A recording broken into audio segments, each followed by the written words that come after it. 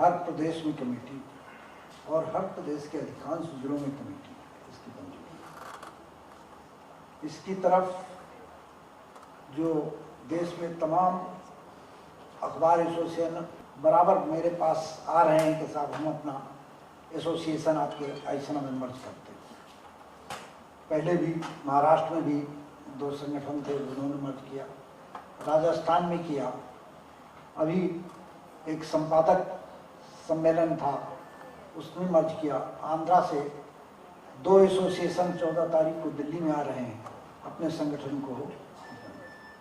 मेरा कहने का मतलब ये है कि आप लोगों की एकता और आप लोगों के अथक परिश्रम की वजह से ये संगठन दिन प्रतिदिन बहुत विशाल रूप लेता जा रहा है। सब साथियों से संपर्क करके संगठन को एक नए जुझारू रूप देने वाले अवधेश भार्गव जी, हमारे बीच बहुत अच्छे पत्रकार दिनेश वर्मा जी, राजेंद्र जैन जी, बासु जी, शैलेश जी और मेरे सामने बैठे सारे अतिथि।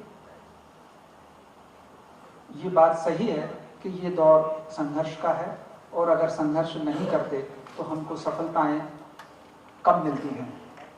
मैं आदरणीय दिनेश वर्मा जी की इस बात से सहमत हूँ कि इस समय पत्रकारिता की परिभाषा कहीं ना कहीं कमजोर हो रही है और अगर पत्रकारिता की परिभाषा कमजोर हो रही है तो उसके लिए कोई दूसरा व्यक्ति जवाबदार नहीं है, उसके लिए खुद पत्रकार जवाबदार हैं।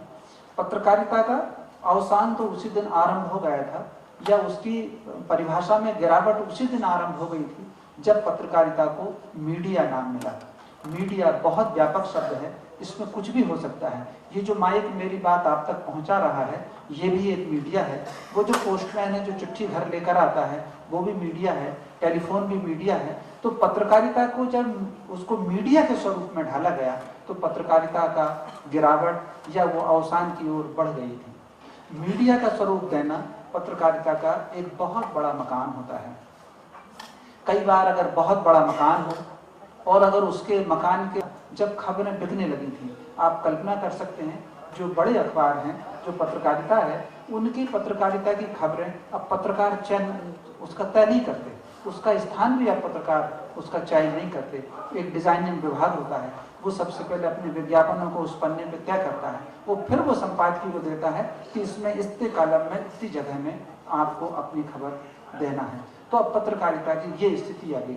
अब ऐसी स्थिति में हम इसके अलावा खबरों में भी अगर आप देखें, मैं पत्रकारिता के 3 उदाहरण आपके सामने देता हूं कि जो स्थिति बाहर से आई, कई बार संकट 2 तरफ से होता है, एक बाहर का होता है और एक भीतर का भी होता है।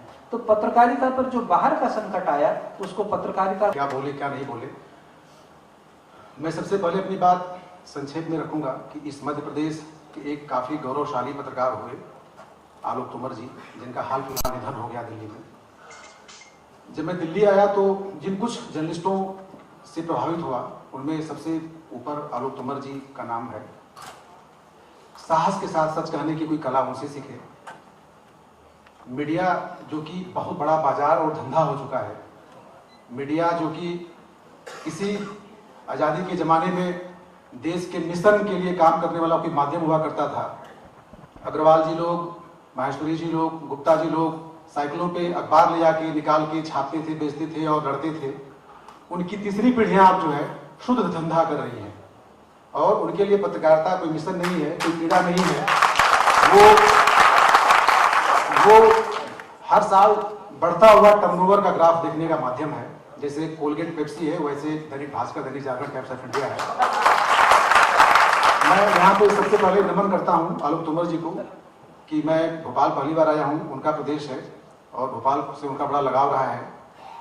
इसी नाते जब उनकी पत्नी सुप्रिया जी को निमंत्रण मिला यहाँ आने का तो वो भी तैयार हो गई और बात हुई है अभी कई साथियों से, डिविड जी से भी, कि आलोक जी के नाम पे हम लोगों को कुछ करना चाहिए मध्य प्रदेश में। कैसे होगा, किस रूप में होगा, ये तय किया जाएगा। मंच पे काफ़ी बड़े बड़े वक्ता बैठे हैं और मुझे नहीं लगता है कोई ऐसी बात है जो छूटेगी कहने से। मैं जो नौजवान साथी हैं उनसे 2-3 बातें बस कहना चाहूँगा कि पत्रकारिता को जो प्रोफेशनल जर्नलिस्ट हैं उनके रहनो करम के मत छोड़िए, क्योंकि वो सब धंधेबाज बन गए हैं। उनके ऊपर उनके संस्थानों ने विज्ञापन का भी काम सौंप दिया है। चुनाव में पेड न्यूज हो या लोकल जो लेवल पे खबरों का संकलन हो, तो जो मीडिया का जो कैरेक्टर है, मीडिया जिसलिए सृजित किया गया कि वो आम जनता की पीड़ा और ब्यूरोक्रेसी, सत्ता में बैठे लोगों के जो भ्रष्टाचार है, जो उनके जो अपने कंट्राडिक्शन है, उनका खुलासा हो।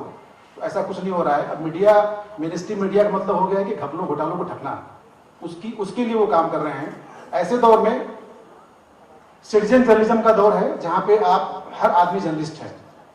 प्रकृति का नियम है कि जब चीजें कुछ खराब होती हैं तो कुछ अच्छी भी बनती हैं।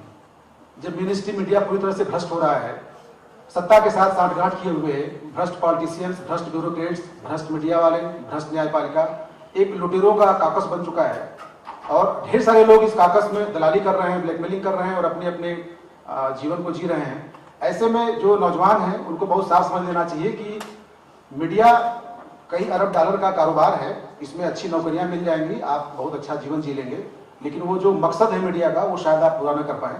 इसलिए मैं लोगों से ये अपील करता हूं कि आप मुर्गे की दुकान खोल लें, आप ठेले की दुकान खोल लें, चाय की दुकान खोल लें, बैंक में नौकरी कर लें, पत्रकारिता को पैशन के साथ करें, ब्लॉग बना लें, आप अपनी ईमानदारी से सत्य को लिखें। क्योंकि अब जो दौर है उसमें मेन स्ट्रीम मीडिया में पत्रकारिता नहीं हो रही है। ये बात हर कोई समझ रहा है, आम जनता भी समझने लगी है। चुनावों के समय खासकर देखा जाता है और इस समय जिस तरह से इस देश में तमाम घपले घोटाले, हर जगह पे भ्रष्टाचार है, उसका खुलासा कहीं कोई नहीं कर रहा है, बल्कि जो भ्रष्टाचारी हैं वो खुद मीडिया में आ गए हैं। नए नए बिल्डर, नए नए शिक्षा माफिया, नए नए जो है गुटखा वाले, पान मसाला वाले, ये सब माफिया, ये सब आ गए हैं मीडिया में। तो ऐसे में जिम्मेदारी युवा कंधों पे है कि आप सिटीजन जर्नलिज्म की तरफ जाइए। आपके हाथ में आधुनिक मोबाइल है, आप वीडियो बना सकते हैं, फोटो खींच सकते हैं, अपने फ्री में ब्लॉग बनता है, आप उस पर अपलोड करिए, अपनी बात लिखिए और फेसबुक पे अपने सारे कॉन्टेक्ट्स में उसको भेज दीजिए, तो आपकी बात जरूर कहीं न कहीं पहुंचेगी। शुक्रिया, धन्यवाद। नमन करता हूं। मुझे सौभाग्य प्राप्त हुआ मेरी कर्म भूमि मध्य प्रदेश में पत्रकारिता का राष्ट्रीय सम्मान प्राप्त करने का। इसके लिए संपूर्ण मध्य प्रदेश वासियों को और नाका में आभार प्रकट करता हूं। राजस्थान मेरी जन्मभूमि है, मध्य प्रदेश मेरी कर्म भूमि है। सन 90 से 2002 तक मुझे मध्य प्रदेश में रहकर के कार्य करने का सौभाग्य प्राप्त हुआ है। जब भी मैं किसी भी मार्ग से मध्य प्रदेश में होकर गुजरता हूं, मुझे लगता है मेरी दूसरी मां के पास आया हूं। आज इस भूमि पर सम्मान और सम्मान समारोह, इन दोनों का साक्षी और सहभागी बनने में मुझे अपार खुशी का अनुभव हो रहा है। श्री जसवंत सिंह जी ने जहां से बात खत्म की थी, मैं आगे बढ़ाने का विनम्र प्रयास करूंगा। मुझे कोई बहुत विधि का ज्ञान नहीं है, थोड़ा बहुत इधर उधर से सीख लिया, इधर से सीखा उधर बांट दिया, उधर से सीखा इधर बांट लिया। मैं लॉ ग्रेजुएट नहीं हूं, होम्योपैथी का डॉक्टर हूं।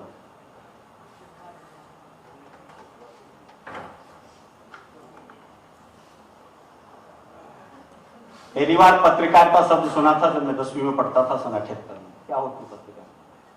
तब से आज तक कदम दर कदम बढ़ते गए।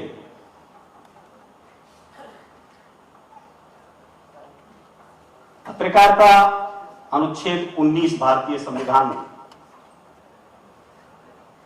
के खोल में से निकल के मीडिया बन गया है। विराजमान ग्रंथों में से, मैं ग्रंथ बोलता हूं, पढ़ने की जरूरत नहीं है। सौभाग्य की मुझे इन ग्रंथों को बांचने पढ़ने की आवश्यकता नहीं, सुनने का अवसर प्राप्त हुआ। माननीय पीएन भगवती साहब ने एक बार सुप्रीम कोर्ट में एक निर्णय में कहा था, यदि अनुच्छेद 19 अकेला संविधान में रहा होता, जिसमें बोलने की, लिखने की आजादी, पत्र प्रेस की आजादी है, तो कुछ नहीं कर सकते थे यदि अनुच्छेद 21 नहीं होता। ग्रेजुएट वो कानून बताते हैं और एक एसडीएम को पता ही नहीं लॉ क्या होता है। He is not graduate. Hindustan के ईस्ट में अभी अरुणाचल की बात हो रही थी। 1950 में संविधान लागू हो गया था। 2008 तक 300 लोग मर्डर केस के निर्णयों का निर्णय